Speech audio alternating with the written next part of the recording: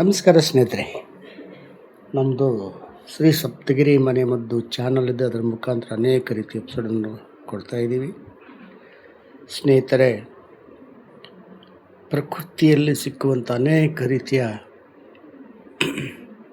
ವಸ್ತುಗಳಿಂದ ನಮ್ಮ ಕಾಯಿಲೆಗಳನ್ನು ಓಡಿಸಬಹುದು. ಅದನ್ನು ಬಿಟ್ಟು ರಾಸಾಯನಿಕ ಮೊರೆ ಹೋಗಿ ಇನ್ನೂ ಅನೇಕ ಕಾಯಿಲೆಗಳನ್ನು ತರಿಸ್ಕೊಳ್ಳೋದು ಬೇಡ, ಓಡಿಸೋದು ನೋಡೋಣ.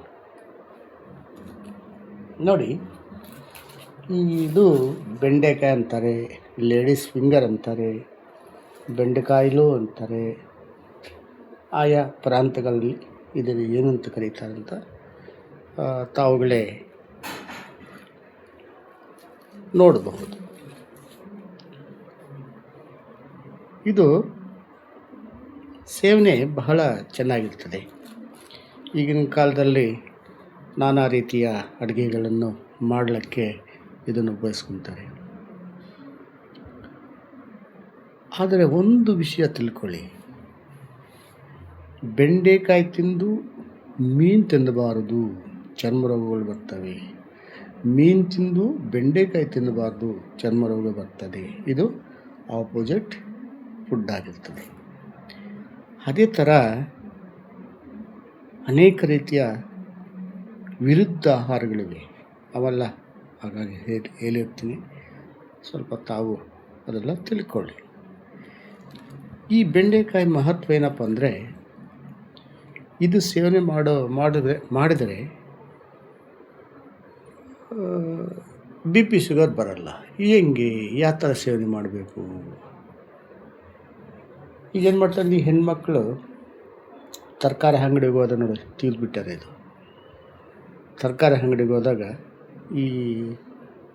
ಹಿಂಗೆ ತಿವಿತಾರೆ, ಅಂದರೆ ಅದು ಲಟಕ್ಕನ್ನು ಮುರಿದ್ರೆ ಚೆನ್ನಾಗಿದೆ ಅಂತ,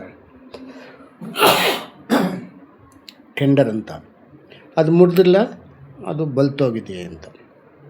ಆಕಸ್ಮಿಕ ಬಲಿತಿರೋದು ಬಂದರೆ ಅದು ಸೇವನೆ ಮಾಡೋಕ್ಕೆ ಹಾರ್ಡ್ ಇರ್ತದೆ. ಅದನ್ನೇನು ಮಾಡಬೇಕು ನಾವು? ಅದನ್ನು ಈ ಕಾಯನ್ನು ತೆಗೆದುಕೊಂಡು ಚೆನ್ನಾಗಿ ಕ್ಲೀನ್ ಮಾಡಿ ಈ ಥರ ಲ್ಯಾಟ್ರಲ್ ಆಗಿ ಚಾಕುವಿಂದ ತಿವಿರಿ.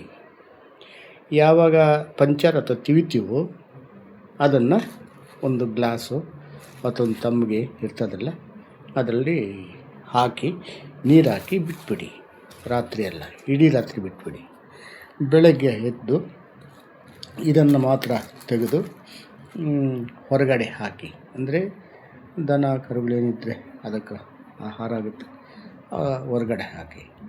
ನಂತರ ಈ ನೀರಿದೆಯಲ್ಲ, ಆ ನೀರನ್ನು ಸೇವನೆ ಮಾಡ್ತಾ ಬಂದರೆ